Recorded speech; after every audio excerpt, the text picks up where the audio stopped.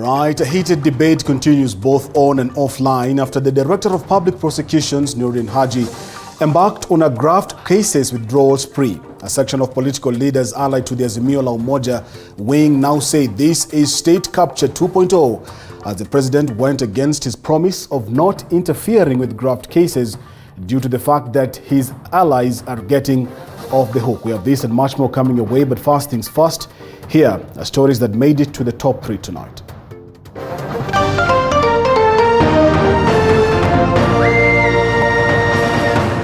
Tonight, all is set for the vetting of President William Ruto's nominees to cabinet as the House Committee on Appointments prepares for the task.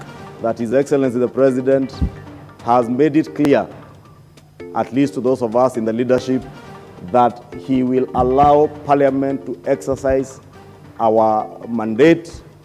That this is one such exercise that this House, once it embarks on, the country must be convinced that the House has done justice. This, as its members are divided over the integrity of some names.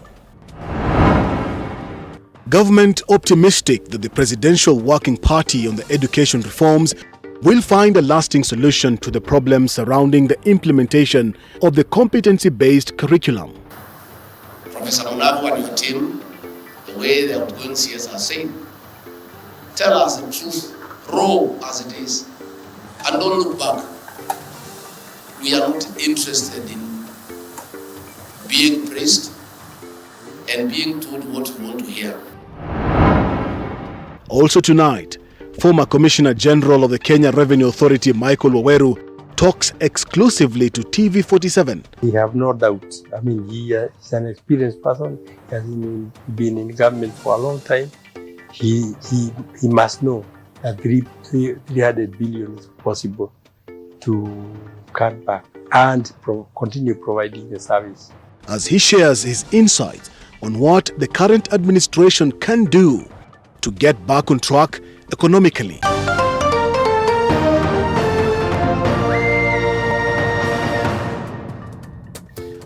All right, TV47 News Tonight begins right now. A very good evening to you and welcome aboard. My name is Kenneth Kazungu. I and Wairimo will be handling the sign language interpretation.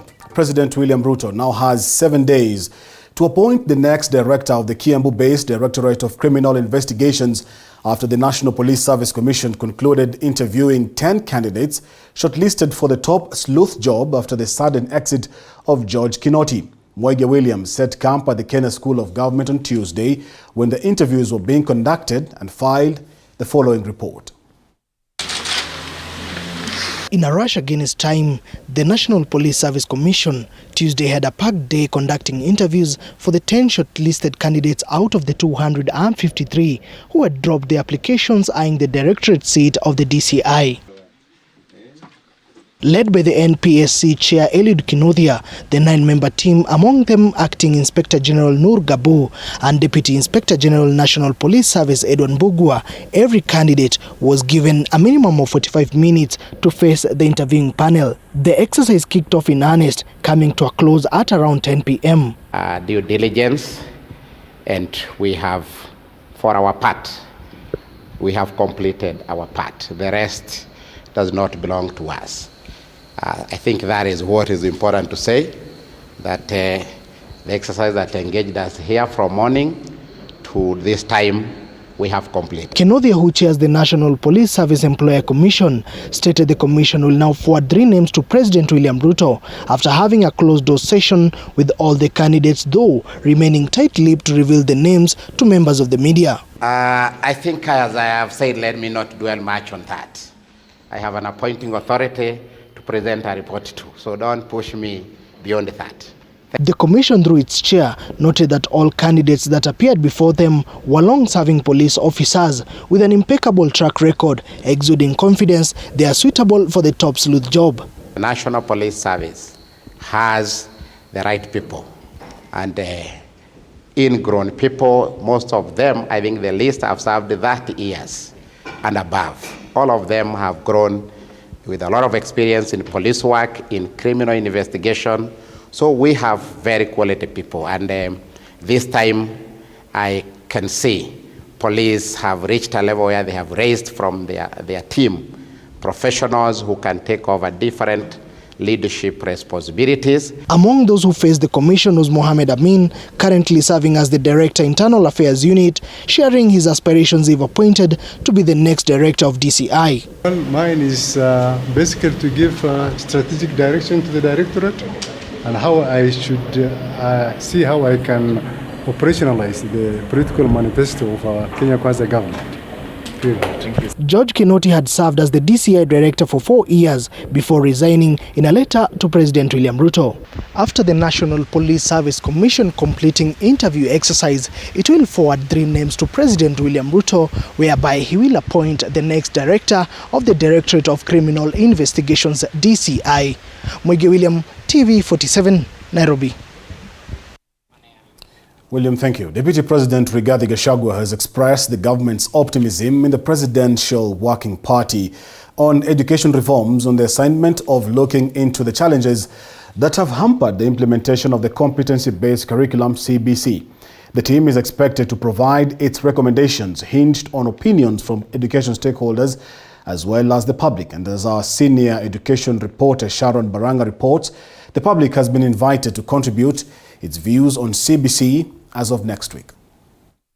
The Presidential Working Party on Education Reforms has 6 months to deliver a conclusive report on the recommendations that they will arrive at after engaging with education stakeholders and also conducting a public participation, which is set to begin next week. Professor Munavu and your team, the way the outgoing CS has said, tell us the truth, raw as it is, and don't look back.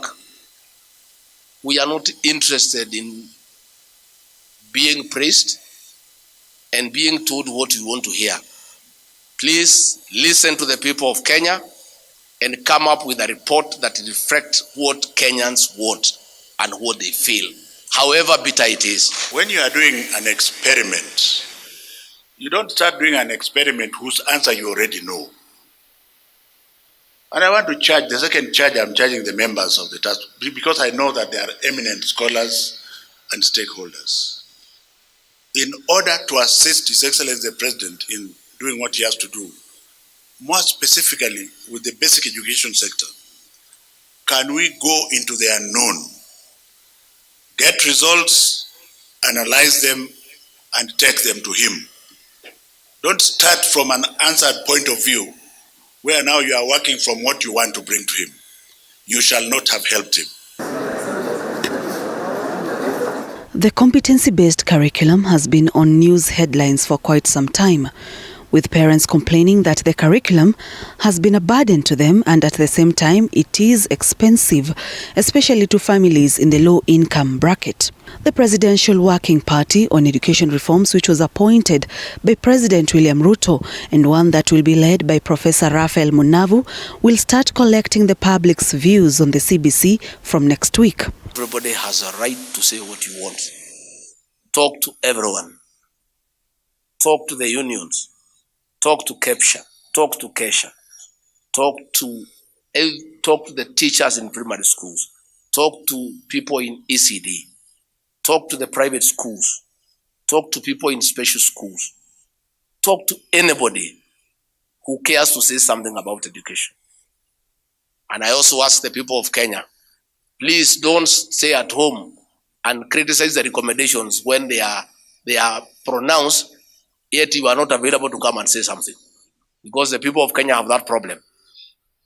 They stay at the shopping centers and criticize everything there. You know, and yet when they are called to say something, they don't say. But they are the first ones to criticize anything that has been rolled out. I'm inviting all critics, including the press. The basic education sector takes 85% of the time. And therefore, university and TVET share the remaining 15%. And that has allowed all Kamaus and Onyangos to be experts in university matters. Even people who don't know anything about universities. So my third charge to this committee is to look at universities without prejudice. Remove the politician, remove the fake experts, because you cannot be an expert if you don't belong to the university system. The Working Party will not start from ground zero, but it will also consult reports from previous commissions and working parties. The Deputy President expressed the government's optimism with the Working Party to help steer the country in the right direction when it comes to the implementation of CBC. Going by the scope of the terms of reference, which were gazetted on 30th of September,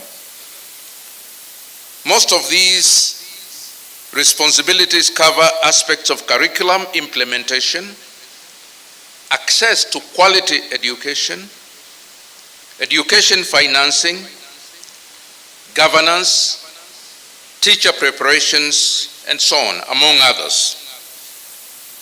On behalf of the Working Party, I wish to give our commitment to His Excellency the President and the public in this country that we have taken time to internalize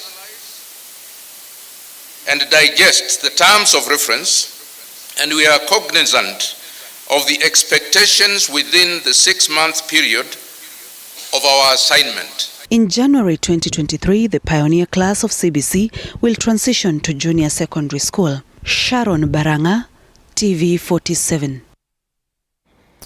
Elsewhere, the Public Service Commission has commenced the exercise of interviewing 585 candidates for the position of principal secretaries, positions shortlisted by the Commission. Among those who appeared in today's interview is former nominated MP David Ole Sankok and Mary Chebukati Wanyonyi, who is also the wife to IEBC Chairman Wafula Chebukati.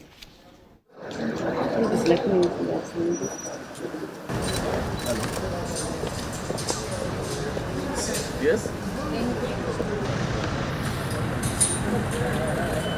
So we all made applications. So we'd find questions are probably tailored towards, the strengths that are that are pronounced more in your CV. Me, it took about 25 minutes to complete. And looking at the scheduling, I think each is supposed to take about, there are more about issues of governance, issues of finance, and issues of relationships. The process was okay. The questions were tough, but we are tougher. We have answered all the questions to the best of our knowledge. Of course, there is no leakage, so I don't know if I have already passed or not. So I'm waiting for the results. And God willing, it will be a metamorphosis from nominee 001 to public servant 001. PSC is a professional and independent institution that have carried out interviews, and the best man or woman will emerge from these interviews. So the country's biggest headache right now, and the ravaging drought in the country, has now put to risk more than 4 million Kenyans in 23 counties due to lack of food. The drought has not only dealt a big blow to Kenyans, but also their livestock, leaving pastoralist communities with a big loss due to their death. Members of Parliament have raised concern on the same, wanting the government to save the situation before it gets out of hand. Chepto Boit with more details on that story. Even before the country recuperates completely from the COVID-19 pandemic, which dealt a big blow to many business operations, Kenya yet again has to deal with the ravaging drought, which has put 23 counties and 4 million Kenyans to starvation. Leaders of the affected counties now want the government to hasten strategies put in place to curb the effects of drought, which has led to children dropping out of school and dealt a big blow to pastoralists. Tharaka-Nithi, Turkana, Wajir, Laikipia, Tana River, and Marsabit have passed alarm stage in the month of September 2022. I will appeal to them to wait till the crisis of drought is over so that they can take this action. In other cases where I come from, people are not learned, they didn't go to school. So Safaricom sending them messages telling them to deregister their phones. They don't even see those messages, they cannot read those messages. And they don't even know if Safaricom is doing such an action on 15th this month. So I will appeal to Safaricom to send people to the ground. Meru community hatunja kupata njaa yoyote. Kwa sababu Meru kuna mahindi, kuna maharawe, kuna kila kitu. Lakini tuko na miaka miwili, 2 years, mvua haijawahi kunyesha. The county government of Laikipia County has set aside 20 million shillings expected to serve 183,000 residents who have been affected by the drought for 6 months. As much as tunagojea chakula kutoka kwa national government, bado county hata nasi tumetega budget kidogo na tumeamua ya kwamba angalau tusimamishe mambo mengine yote kwa sababu wakati watu wetu wako na njaa hata barabara hataona faida ya barabara na mambo mengine. The situation in Garissa County is dire, with Governor Nathif Jama now appealing to donors and the national government to join hands and work together towards finding immediate solutions. We will also enhance our support. In fact, I have just committed, despite the current situation that we are in, whereby we are passing through a period of transition as a county government, but I've just committed to 40 million shillings. In Elgeyo Marakwet, the situation is not any different. Locals are at the risk of succumbing to the pangs of hunger. We know the situation in entire Kerio Valley is not good. It's in dire situation. People are starving, and we are seeing that immediately after this again the rains will come and it will be flooding. So we want to prepare our people well. This is also the situation in Kwale and Kajiado County. Tunaagiza pia machiefs wetu waanze kutayarisha majina ya wale ambayo watafaidi ile pesa ya kupeanwa na serikali siku zijazo. Hiyo komiti itakuwa na chiefs, village admin, wazee kijiji na some opinion leaders ili kuhakikisha kwamba inatoka kwa njia inayoeleweka. Wana kama maji ya kunywa hakuna, ya kuoga ipatikani. Na kama hawezi kuoga, maanisha hawezi kwenda shuleni. Kama hakuna maji, maanisha hakuna chakula. Mifugo inaangamia. So inabidi hali hii unapata kuna wasichana wanalazimishwa na kutumwa na wazazi wao wakatafute chakula kwa njia mbadala. Leaders now want President Ruto to declare drought a national disaster, especially during this time when Kenyans need the government the most, expecting no disappointment in their hour of need. Chepto Boyd, TV 47, Nairobi. Elsewhere, members of parliament have raised questions over the move by the Office of the Director of Public Prosecutions to drop cases on graft facing some of key allies of the Kenya Kwanza government and who are likely to take up senior government jobs. And according to our parliamentary reporter Elizabeth Mutuku, some MPs have hinted on probing the matter as soon as the House committees are formed. One of the cases that has been dropped is the case against former Kenya Power and Lighting Company MD Ben Chumo, who had been charged in the year 2018, alongside 10 others, had been charged with failure to comply with procurement laws in the purchase of transformers worth 400 million shillings. The others include former KPLC boss Kentarus, Beatrice Meso, KP Mungai, Joshua Mutua, Abubakar Swale, Samuel Ndirangu, Stanley Mutwiri, Peter Musigi, Ben Murithi and John Omboi. In March this year, the charges against Mua Company and its directors James Njenga Mungai and his wife Grace Wanchira and their son John Mungai were dropped. There have been careers broken along the way, opportunities lost along the way. I was even luckier a bit because I had retired. Some of my co-accused were young professionals who were on top of their careers, but those careers have been cut short. Charges against cabinet nominee in the Ministry of Public Service and Gender in the 19 million graft cases were also dropped. Juma is accused of embezzlement of CDF funds during her tenure as Malindi MP. Na hata kuharibu mambo zile zinaondolewa ni za wale watu wanakaa kama wanataka kupewa kazi na serikali.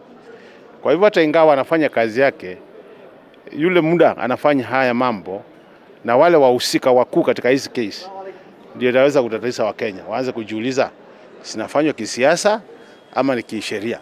Therefore, we need to be told the truth. The DPP needs also to be sued by those people whom he sued and is now dropping the cases. We also need to know, were the cases castigated by political interests? Were they being prosecuted because of political stand? In yet another alarming move, the DPP applied to withdraw a 80 million corruption case against former Samburu Governor Moses Leonard Kulal, an application which was declined by trial magistrate Thomas Nzioki, saying the prosecution should give valid reasons behind the move. I'm told Aisha Jemwa's case on corruption has been dropped, and the speed with which they're being dropped These guys don't even, there's no even shame in pretending. They could have been dropped gradually. I think the one for Aisha Juma has been dropped to allow her go through the vetting process, which is very unfortunate. You drop it. So we are asking the DPP, what exactly is changing? Or is it the freedom that we were promised that is finally coming? Because it is really something that we need to check. The former county boss had been barred from accessing office prior to the end of his term in the county. The move by DPP has raised debate among leaders, now members of parliament, hinting of summoning DPP Nordin Haji before the relevant committee once formed to shed light on the matter. Probably once we settle in the house and the committees have been formed, we need to find a way to bring in a question to the particular institution so that they can come to Parliament and respond to those incidences. And I think that will form the basis of us to provide oversight and tell these people, we are still watching you. Weaponization on war against graft was a serious topic during the Kenya Kwanza campaigns. Now, the move by DPP raising questions on the seriousness of the office and Kenya Kwanza government in fighting corruption. Elizabeth Mutuku, TV47 Palm Biddings, Nairobi. Elizabeth, thank you. Moving on, and contractors who are owed billions by county governments will have to wait longer to receive their payments, according to the Council of Governors. According to the governors, despite the constitution directing incoming county chiefs to settle pending bills fast, counties have urgent needs to settle like wages and health budgets. Our reporter Willie Dennis Jiru with that report. Governors have expressed their concern over the soaring wage bill in nearly all the counties, which had been caused by an influx of ghost workers employed by former governors. Rais wetu William Ruto alituhakikishia kwamba ata support devolution vilivyo, na katika ile speech yake ya kwanza alisema atatuongezea fedha na pia function zetu zile ambazo ziko kwa national hazijakuja kwa county pia hata zifanya ziwe transferred. Kama wakati huu amesema kuna county zingine ambao wamepata hela kufikia mwezi wa 8, lakini nyingi hazijapata. Kwa hivyo hii inakwamisha masuala haya. This emerged on Wednesday during the ongoing retreat for governors and their deputies at the Great Rift Valley Lodge in Naivasha. Bills ziko katika kila county, lakini tunafanya juhudi kwanza kujua ni zipi ndizo zilikuwa za halali ambazo zilikuja kwa njia halali na kazi iliyofanyika. Tumekuwa na tetesi especially kama pending bill mahali ambapo unapata project imefanywa lakini makaratasi hayapo. So swali hapa ni kwamba tunazungumza na Auditor General kwa sababu wao ndio watakuja kukagua matumizi ya pesa. Nadhani tutakuwa wakati tutamaliza retreat hii tutakubaliana kwamba kama kazi imefanyika na documents aziko sawa, unafanya nini kama serikali za county. Council of Governors Chairperson Anne Waiguru confirmed that the issue of pending bills had dominated the workshop against delays by the Treasury to release revenue allocations. If you tell me that a pending bill needs to be paid, that's not sufficient. But for us to be able to interrogate those pending bills, what if I dispute? Because like Kirinyaga County disputed the original pending bills list. It was close to $1 billion. We came down to 700, we still disputed up to 500. Delays in disbursement of funds from the national government to the counties remains an elephant in the room that they say has adversely affected their optimum performances. Kuna magavana wengine ambao walikuwa tukielekea wakati wa siasa, walikimbia sana kulipa hata pesa kwa wanakandarasi kupita kiwango cha vile mradi ulikuwa umefikia. Kwa hivyo ndio unaona magavana wengi ambao tumeingia tunajaribu kufanya ile tunaita audit, project audit, tuweze kujua kazi ambayo imetendwa na ile pesa ambayo imelipa zinalingana ama hazilingani. Lakini tutaendeleza miradi ile tuweze kumaliza, lakini pia tutauliza maswali kwa nini, kwa mfano pesa imelipwa zaidi ya ile kazi imelipa. Kwa mfano umelipa 80% na huku mradi uko katika 60%. Addressing the press at the sideline of the meeting, the governors exuded confidence that Kenya Kwanza government will revive revenue allocations as promised by the president. Tukiendelea na uhusiano ambao tuko nao na serikali ambao ni wa kuongea wa negotiation, counties zitapata pesa zile zilizo zetu, kwa sababu pesa zimekaa kwa national government kwa sababu hatuna ile percentage. Reporting for TV47 from Naivasha in Nakuru County, Amwili Dennis Njiru. Now tonight, President William Ruto cabinet nominees will know their fate this coming week when the National Assembly Committee on Appointments kicks off the vetting process from Monday. Now this is after the MPs approved the 21 membership committee expected to hold its first sitting on Thursday to plan for the vetting. And as our senior political affairs reporter Apollo Kamau now tells us, Azimio has wedged in the opposition card, saying Parliament will not be used as the executive's rubber stamp amid claims of bribery even ahead of the vetting. The Minister for Interior and National Administration. Kenya Kwanza and Azimio coalition MPs are expected to lock horns starting Monday next week when President William Ruto's cabinet nominees appear before Parliament for vetting. The two sides close ranks during the approval of 21 names to the Committee on Appointments tasked with vetting Ruto's nominees. They are, however, split on Ruto's influence through his majority command in Parliament, coming in the backdrop of his impromptu visit to Parliament last week. The notion that sometimes gets peddled out there, that this house is simply a rubber stamp. Far from it. This house cannot be a rubber stamp. This house, in vetting nominees for appointment as cabinet secretaries, is exercising its constitutional duty. That His Excellency the President has made it clear, at least to those of us in the leadership, that he will allow Parliament to exercise our mandate without hindrance, without undue influence and interference. Honorable Speaker, we should relax when we see His Excellency the President appear for lunch. National Assembly Speaker Moses Wetangula directed the committee to hold its first sitting on Thursday ahead of next week's heavy schedule, where Ruto's Prime Cabinet Secretary nominee Musalia Mudavadi will be the first to be vetted. Consider the vetting schedule for them to start vetting the cabinet nominees on Monday. The Ethics and Anti-Corruption Commission EACC and Azimio MPs have cast aspersions on a section of the cabinet nominees, with Azimio principal and Wiper party leader Kalonzo Musyoka telling MPs not to take bribes in exercising their vetting mandate. We know the moment of set up these committees, these candidates will come with big envelopes. They will come with big envelopes to bribe you. If you accept any of them, heaven will take after your case. Among cabinet secretaries whose integrity has been questioned by members is former Malindi MP Aisha Jumwa, Ruto's nominee to the Public Service and Gender Docket, facing murder charges over the death of Gumbau Dola, which was blamed on her aide during election campaigns. Meru Senator Mithika Linturi is also accused of falsifying information and obtaining credit on false pretenses, impersonation and abuse of office.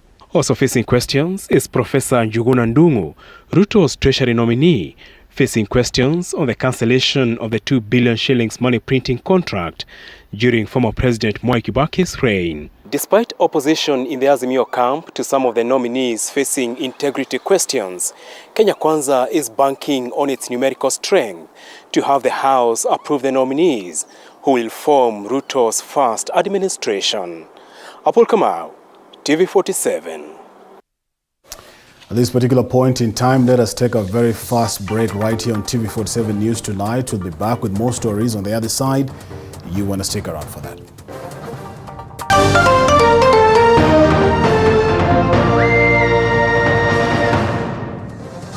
You are watching TV47, the home of untold stories. Are you looking at securing your assets today? Look no further. Texas Alarms have end-to-end high-tech alarms and security solutions that are tailor-made for our clients' needs. We pride ourselves on discretion, honesty, and integrity. Our key services include guarding services, guarding dog services, CCTV, manual alarms, fire alarms, electric fencing, cargo escorts, detection systems, and building management services. We are experts in supplying backup power systems, access control, solar deep cycle batteries, guard tower systems, visitor management systems, not forgetting vehicle tracking unit and GSM radio. Don't leave your future in the hands of challengers. For more inquiries, visit our offices in Mombasa Nyali Road, next to Cinemax, or in Nairobi Mombasa Road Plaza 2000, or call us on 0722 866 339 or 0733 411 500. Texas Alarms Limited, your link with security. Usiyakubalie maumivu ya misuli kukatiza ratiba yako. Kaluma Pain Balm ni dawa ya kusugua iliyotengenezwa kutoka kwa miche maalum ili kutuliza maumivu ya misuli. Kaluma Pain Balm. Maumivu yakizidi, pata ushauri wa daktari.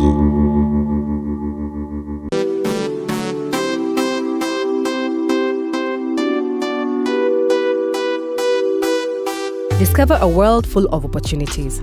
A place to build your skill and see the world in a different perspective. Sensei Institute of Technology is the home to the best practical courses, giving you hands-on experience to handle the world. We offer courses such as plant operator, plant mechanics, driving and trailer driving, CCTV and alarm installation, solar installation, electrical installation, motorcycle, motor vehicle mechanics and electronics, building construction technology, welding fabrication, roads and dam construction, hospitality courses, and many more. For you to join us, ensure you have your national ID card and be ready to enjoy the ride. Remember, my skills, my future at Sensei. Sensei College, my skills. You are watching TV47, the home of untold stories.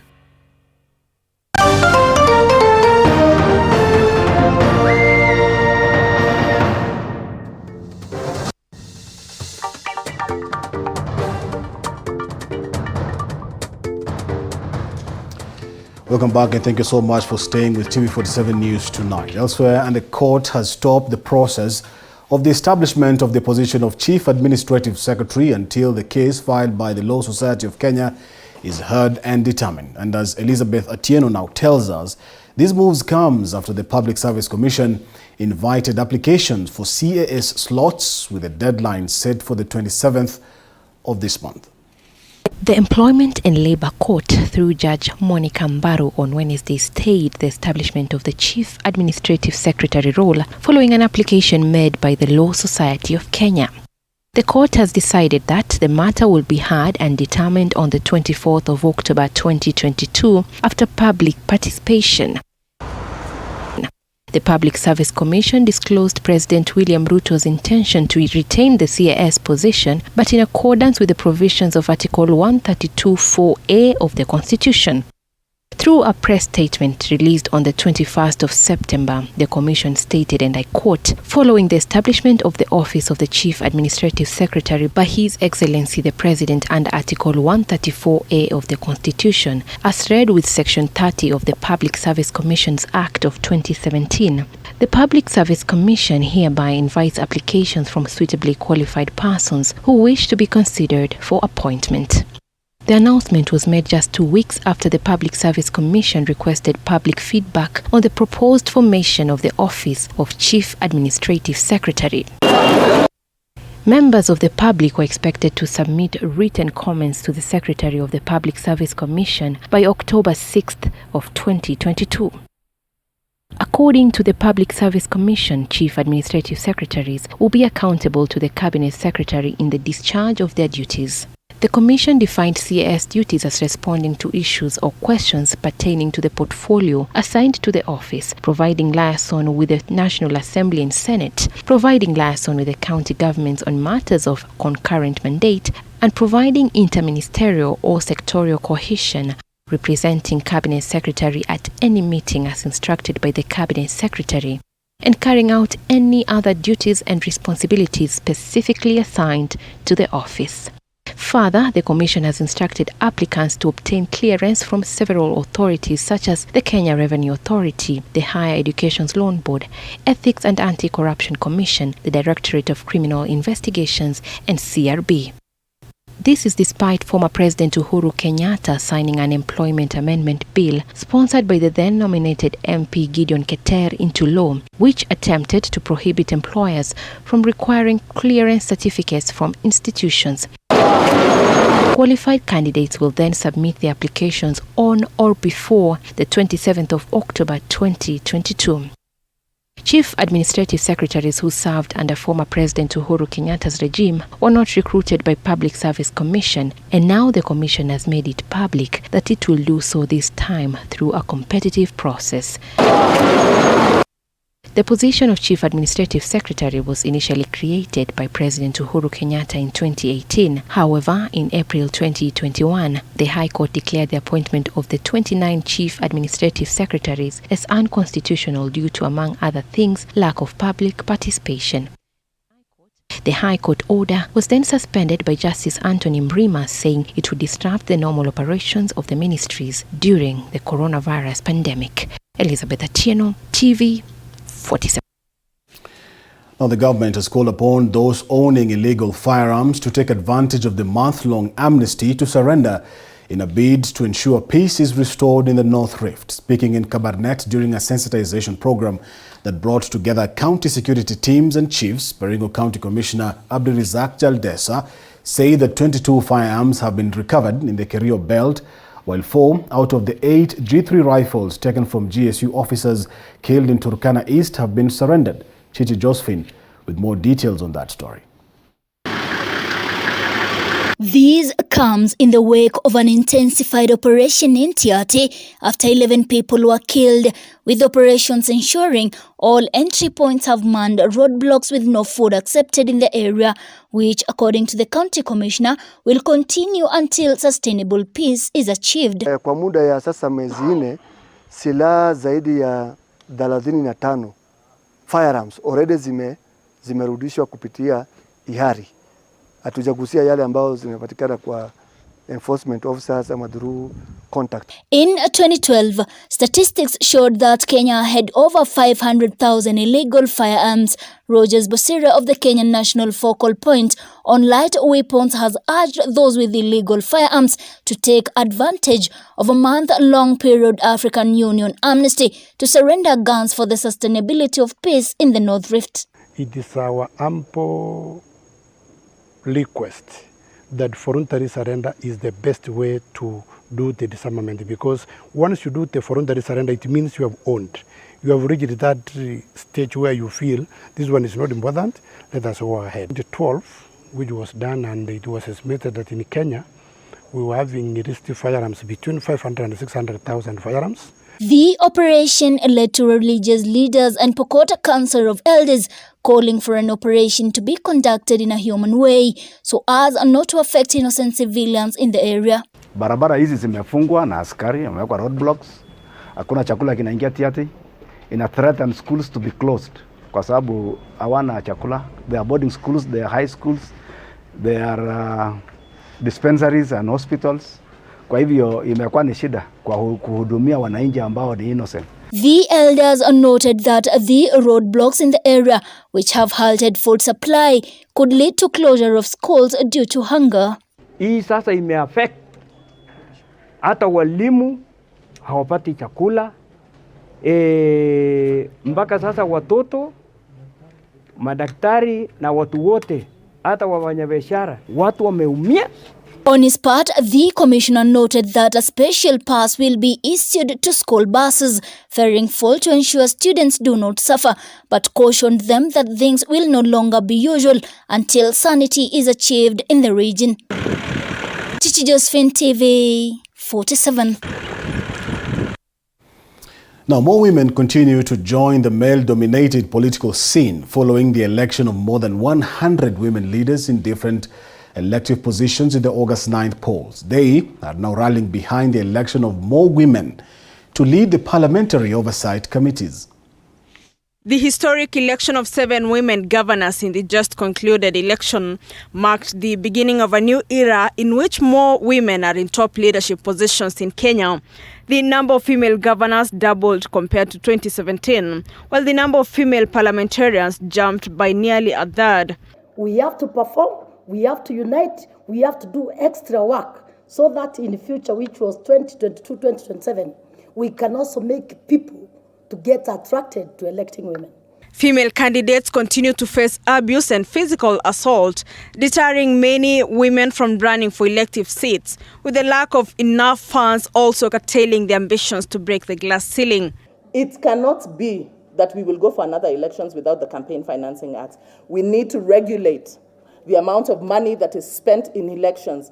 It is too much. While speaking in a joint meeting with journalists, the women legislators have called for support from the media, even as they try to articulate their plans for those they present, acknowledging that much is expected of them. Because they propagate the biases, they propagate the abuse, they propagate the intimidation. Because I know many great women who can make amazing politicians, but you know what? They are afraid. In working with the women contestants, so that they also get to know and understand how the media works, so that they're able to get their message out there. In 2020, the then Chief Justice David Maraga ordered Parliament to be dissolved for failing to implement the gender rule. Kenya's High Court later suspended the order's implementation, and there has been little movement on the issue since then.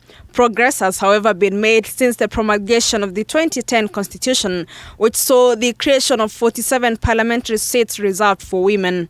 I know there's been more suggestions about the bill. I think we need to relook at it. We don't have to put it in as it was. At that time, I think we can design a new formula and so on. But also it's a chance to do a holistic formula, so that you're not only looking at member parliament, you're also looking at the rest of the other appointive and elective positions in government. The legislators are also championing for the election of more women in the rigorous ongoing exercise of choosing members of various oversight committees in the parliament. Flora Limuki, TV 47. Moving on, and a family from Bidei village in Kwanza constituency in Trans Nzoia County is seeking support from the national government to have their daughter, who is a domestic worker in the Middle East, to travel back home following reports that she is being molested by the family of her employer. At the same time, the Kenya Association of Private Recruitment Agencies has defended itself as it calls on the government not to ban travel to Middle East countries for those in search of greener pastures. Our reporter Boniface Baraza has the details. It is at Bidei area in Kwanza constituency, Trans Nzoia County, where the homestead of Betty Wanjala is located. Betty traveled to the Middle East in search of greener pasture in order to support her family. Watu wanaenda kwa uzuri mnadhani. The family says they had high hopes when their daughter secured the opportunity to work abroad, hoping to reap the benefits. But that did not come to pass as she landed in the hands of cruel employers. Watu wanaenda kwa uzuri mnadhani atakuja akiwa mzima, akiwa mzuri, atafika huko atume pesa tujiendeleze. Anafika kule hatuna. Ila tena anaomba msaada huku nyumbani, mali aliwacha hatuna. Tunawa na uchungu mwingi sana ndani ya moyo. Akafanya miezi 9. Wakati alifanya miezi 9 ikafika, akaambiwa hakuna pesa. Either utaenda Kenya ukiwa kwa jeneza, utaenda ukiwa mzima. A move by their daughter to change her employer was equally not beneficial as she landed in other hands of an inhuman employer. Akapata agent mwingine huko, huyo sasa sikumjua. Akampeleka, akamwambia nakupeleka kazi. Mtoto akaenda, akapelekwa mahali inaitwa sijui desert ni wapi. Mtoto akapelekwa hapa, akafanya miezi 4. Mtoto kufanya miezi 4 kuitisha mshahara wakarepu yeye. The family is further devastated by revelations of their daughter that she has been sexually defiled by her current employer. They are now calling on the government to assist them in facilitating their daughter's travel back home. Wanasema ako na kidney zake zina shida na roho pia ina shida. So tunaambiwa wakati wowote tunaweza kumpoteza. Nilikuwa nataka serikali nisaidie mtoto arudi akiwa mzima. Nisitarajie kuzika mtoto. Elsewhere, the Kenya Association of Recruitment Agencies to Middle East countries have come out to defend the association as they urge the government not to ban Kenyans from traveling to Middle East countries in search of employment. So we want to humbly request our dear President to wake up, let the government agencies do their work. We have labor attaches in both Qatar, Saudi Arabia, and Gulf countries. My question is, what are they doing? Really bring light to the happenings that have been going on in regards to this industry of labor migration. So now, especially about the video that has been going around, we are very disappointed. We are very, very disappointed. And it has triggered so many statements from leaders here and there, from parliamentarians, which have also boiled up to some issues. Now we have girls in distress. Bonfas Barasa, TV47. From one family's nightmare to another family's pain. The family of Travis Minor, a 2-year-old child who lost his life on yesterday after being hit with a fork djembe that got stuck in his skull, now blames the Kenyatta National Hospital for alleged negligence which led to his death. Minor is said to have been hit by his older brother as they were plowing in the field before being later taken to the Kenyatta National Hospital where he lost his life. In their response, however, the Kenyatta National Hospital says Travis died of injuries in his brain and the resultant infection, as Mike Gwongo now tells us. After sad news emerged about the death of Travis Minor, a 2-year-old who had a fork djembe lodged in his head, we traveled to Ndola village in Thika constituency, Kiambu County, to find out what happened before his death on Monday. When we arrived at the compound, we got welcomed by sad faces following the Monday afternoon incident. Travis Minor, the lastborn of the family of 3 boys, is said to have been hit by his sibling with a fork djembe on his head while farming. After the incident, the neighbors responded to the family's call for help before calling a nearby doctor who recommended that the child be taken to the Level 5 hospital soon after giving him first aid. Kisa hicho kilipopatikana, niliweza kupiga assistant chief simu, nikapigia watu wengine ambao waliweza kushughulika au kuweza kujua ile habari. However, Thika Level 5 Hospital suggested his referral to Kenyatta National Hospital, where he was later taken. Watoto walikuwa accidentally wameduga hako kadogo na fork djembe kwa kichwa na wamempeleka medical. Sasa mimi nilikuwa kibarua, nikatokea tu nikaenda medical. At that time, kafika huko kitu saa 10. Nikawakuta wakati wamefanya tu scan. Travis' aunt, Lucy Waithera, says that Travis' life would have been saved if Kenyatta National Hospital had not allegedly been negligent. Ile wakati nilienda huko, nikakuta huyo daktari alikuwa huko. Alinishautia mpaka sikuongea kitu yote, akaniambia kwanza enda ulipe hizo pesa alafu kuje, hata hakuniangalia. Akafungwa na kushikilia. Yule mtoto angebeba na kitu kingine, aliweza kubeba na gari ya huyo daktari mpaka Thika. In their response, Kenyatta National Hospital states that Travis died of injuries in his brain and a resultant infection. According to a statement issued by KNH Board of Management Chairperson George Oko, the boy arrived at the KNH on Monday, October 10th, at 6:30 p.m. Oko further explained that clinical examinations and investigations, including CT scans and blood tests, were conducted, confirming that the fork jembe had caused an injury in the child's brain. He added that the patient's condition continued to deteriorate despite the interventions. Tulikaa hapo hiyo usiku yote. Tukiwa tumeshika tu mtoto kwa mkono mpaka asubuhi. Wakati wote kulikuwa na madaktari. Walikuwa wanakuja, wanaangalia mtoto, wanapiga picha kwa simu zao na wanaenda. Ile tu kitu kubwa alifanya ni kumweka maji. Sisi tulijaribu pale tuliweza, lakini kule juu ndio wametuangusha. However, the blood deficit and clotting became acceptable by 8 a.m. Tuesday, October 11, and a decision to proceed with the removal of the foreign object was made. Unajua kuna kitu yote tumepanga, hata tujaenda huko hosi, hatujui bili yote, postmortem, hatuna hata pesa ya kununua coffin, hatujajipanga kwa ile. Ndio maana tunataka kuenda kesho tujue vile bili iko. So sisi tulikuwa tunataka kuuliza mama yetu, mbunge wetu Alice, tunajua unasaidianga watu na tunajua unasimamanga na watu ambao hawana nguvu.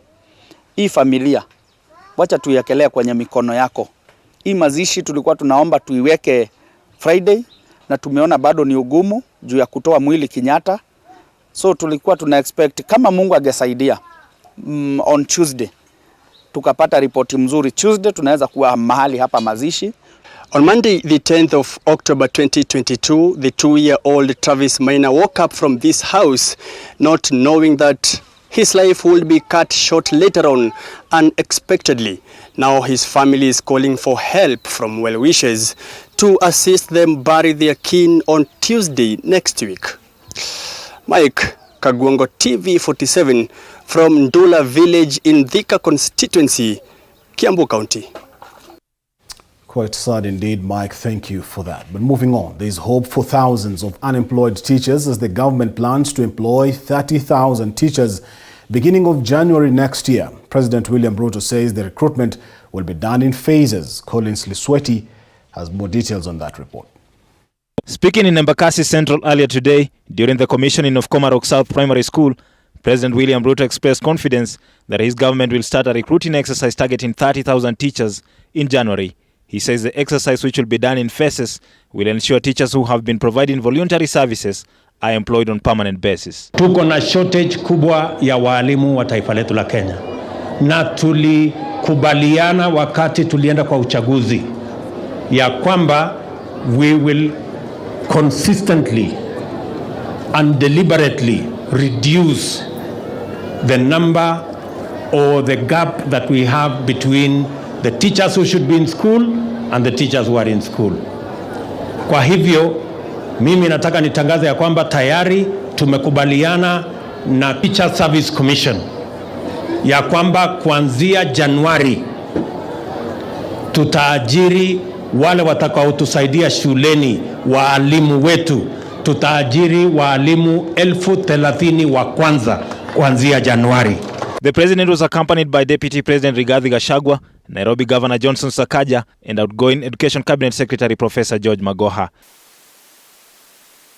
The president later addressed residents of Umoja and Komarok, promising to end evictions and demolitions of houses. Hakuna tena mambo ya evictions katika Nairobi.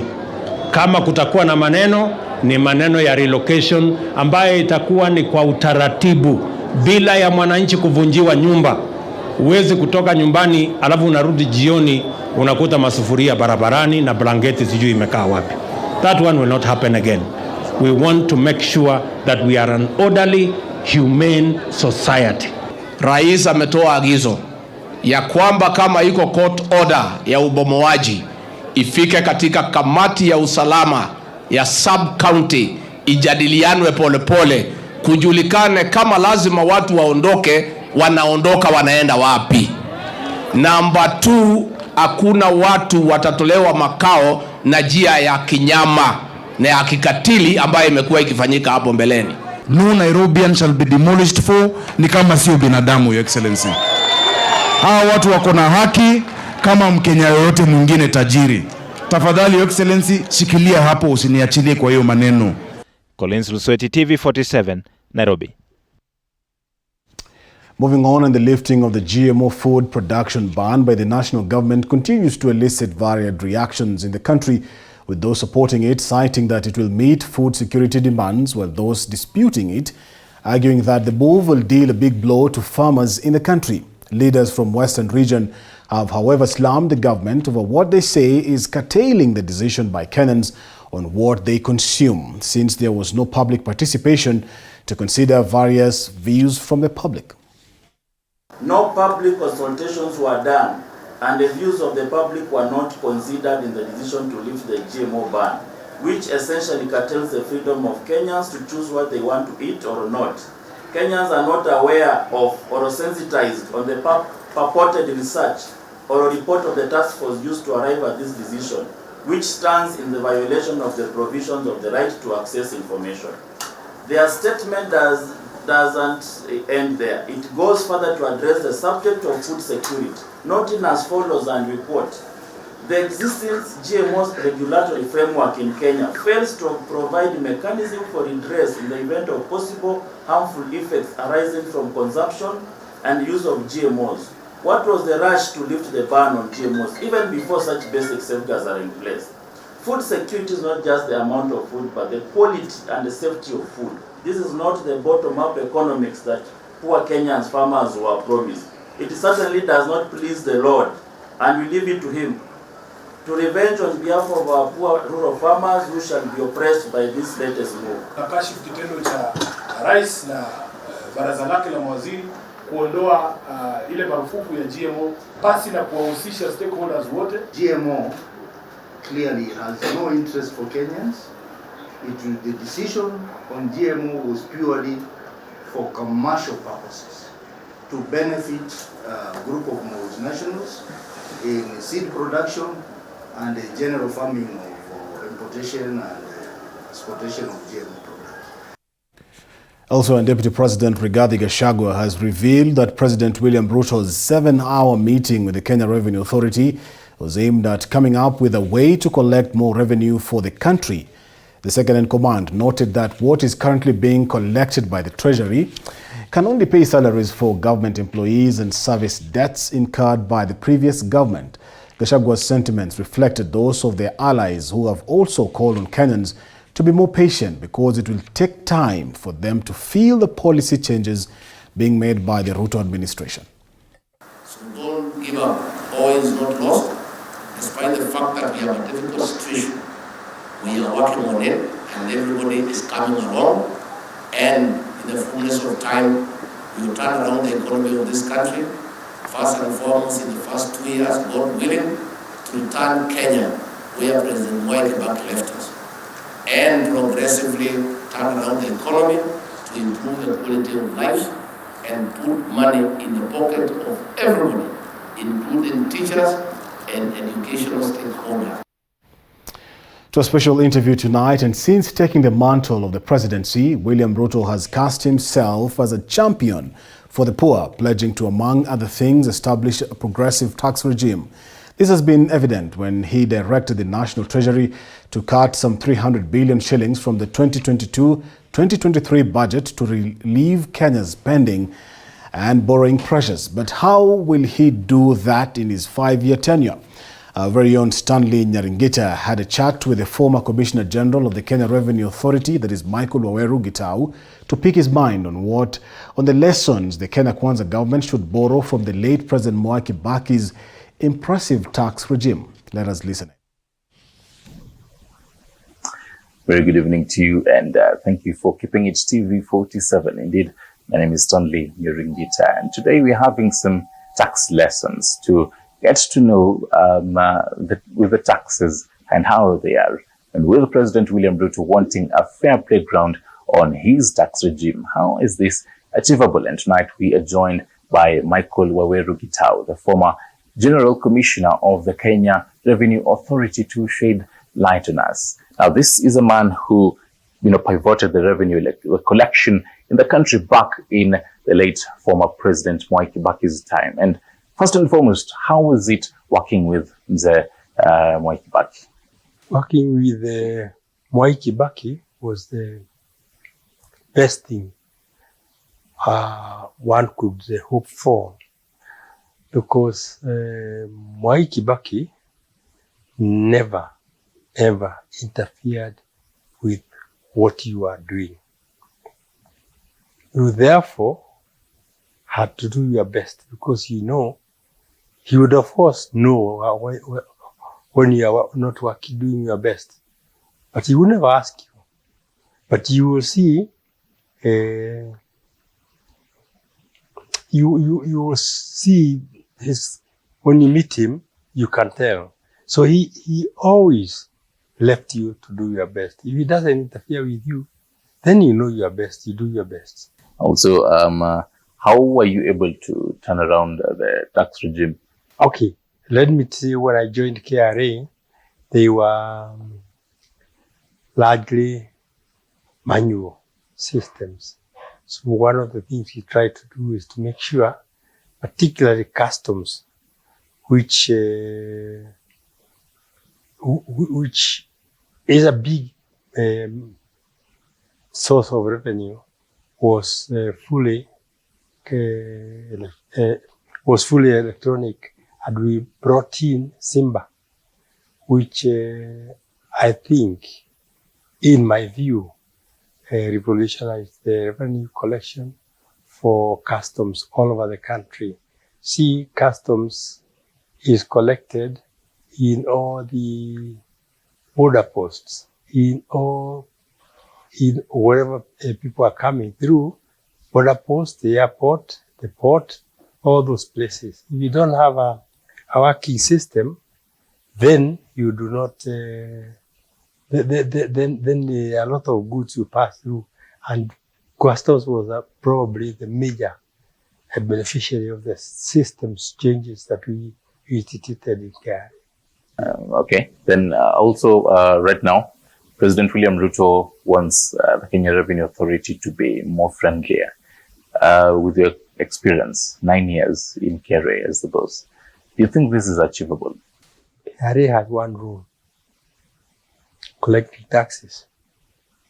There are other bodies set up by government to promote other aspects of business. If KRA was to start interfering with what other bodies do, then would it be collecting taxes? You get me? And the other bodies to promote the industry. Aren't there? Are there? So KRA should do its work, which is to collect taxes. If you start thinking, if you don't collect taxes, there will be no employment, that's not its responsibility. You, as an employer, should pay taxes and take care of your staff. If you are pricing, because if you can't pay taxes and take care of your employees, it must be pricing. Improve change your pricing. When you are being asked to pay taxes, how can somebody be fair? How can you see somebody as friendly asking you to pay taxes? You or anybody. You should feel it is your duty. It is your duty, because so the way I think to make the taxpayer feel they are being paid, they are paying properly, is to provide them services. Make sure that the roads are working. Make sure that the education system, whatever government provides, is being provided properly. But if you just collect taxes and the roads are, the mess they are, I don't mean to say they are in a mess now, but the roads are impassable.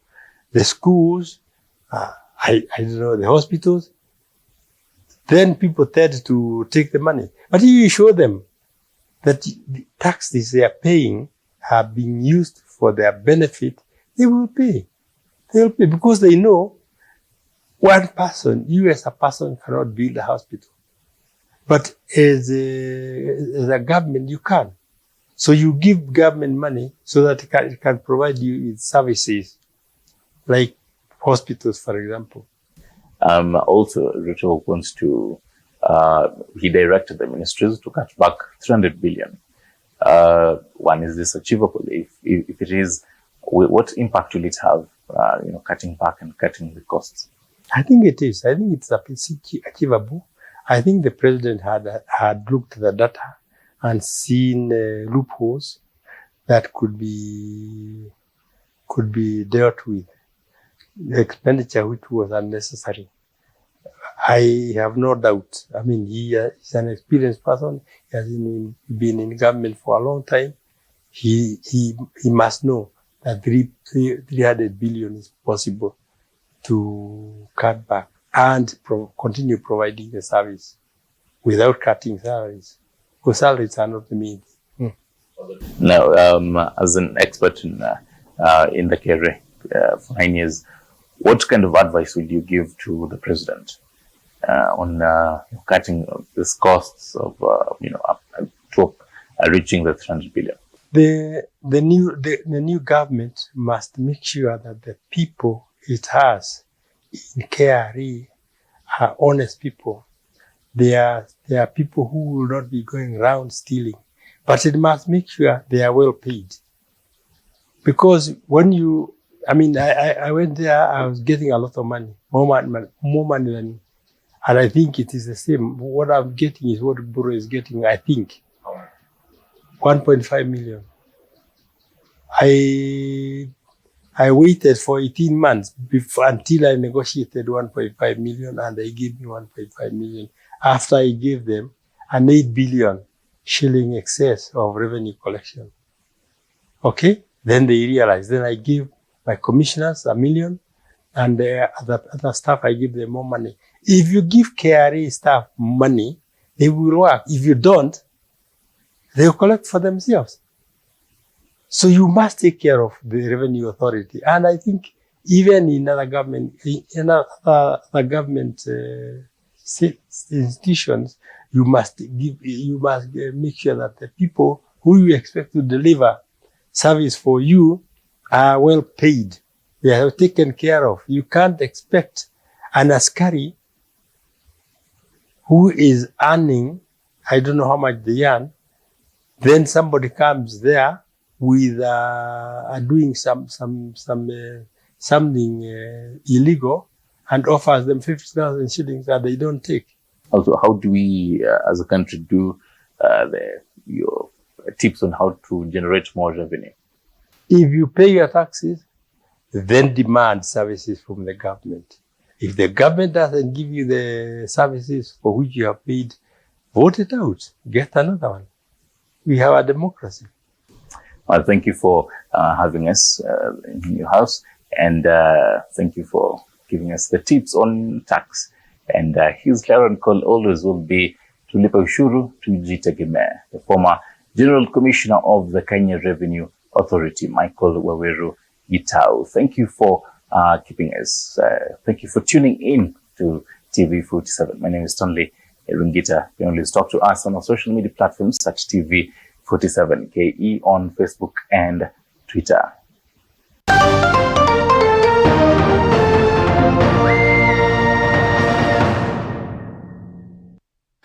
Stanley, thank you very much for that. But to the business segment now, and Tenelec Limited, the subsidiary of TransCentury PLC, has embarked on an ambitious expansion strategy in a bid to impact and control the manufacturing and distribution of transformers.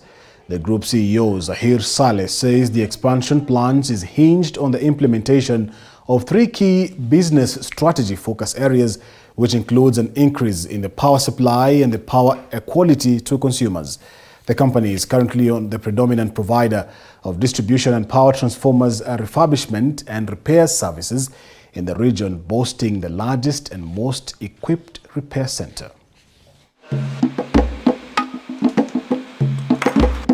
So the future is huge. The market is there.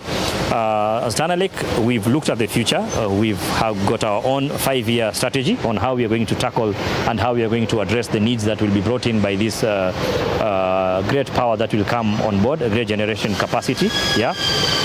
What we are doing, we've zeroed onto 3 main areas that are of interest to us.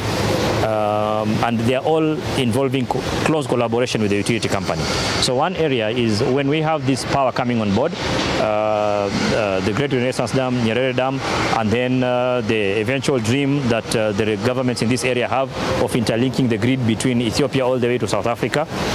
Power generation will be a thing of the past.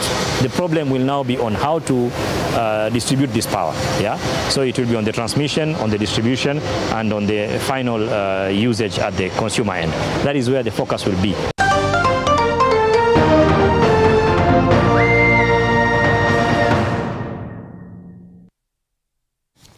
To the world of sports, where Olympic and World 1,500 meters champion Kenya's Faith Chepngetich Kipyegon has been nominated for the 2022 Women's World Athlete of the Year award. The 28-year-old Chepngetich will battle 9 other top athletes for the coveted award, among them Nigeria's Toby Amusan, American Chase Ailey, Jamaica's Shelley Fraser Price, and Sherika Jackson, and American Sydney McCollin. Kipyegon won the 1,500 meters World Diamond League, 1,500 meters, and ran a world-leading Kenyan record of 3:50:37, just 0.3 of a second of the world record. The announcement marked the opening of the voting process for the 2022 World Athletes of the Year and will be closed at midnight of October 31st ahead of the World Athletic Awards.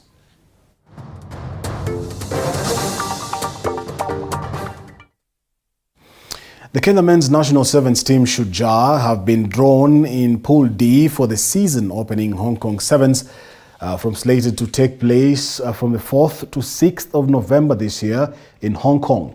Shujaa, who finished 12th at the close of the 2021-2022 HSBC Sevens World Series with 49 points, have been pooled with Argentina, Canada and Ireland. Series champions Australia headline Pool A, which also features their neighbours New Zealand. Samoa and host Hong Kong while South Africa are in Pool B with France, Great Britain and Uruguay, who debut on the series as a core side.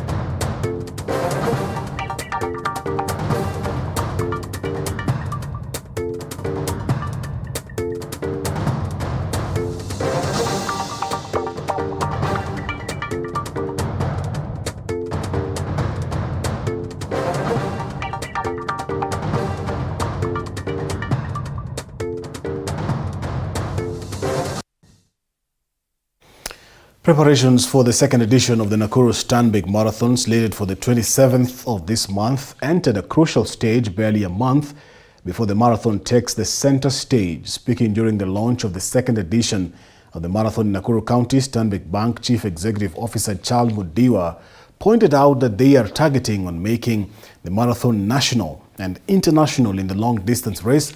Events as Nakuru Governor Susan Kihika pointed out that the marathon will position Nakuru County as a sports tourism hub in the region. Meanwhile, Stanbic Bank bolstered the marathon with 10 million Kenya shillings. So let me also take the opportunity to commend Stanbic Bank, who are the title sponsors of this event, for choosing to support upcoming athletes and also helping us put together, or together in collaboration, have this city marathon. I think it goes a long way in showcasing our county. But as a county government, we must also do our part. And I believe by doing our part is making sure that we have top-class sports facilities, but also to get development partners or other partners to help us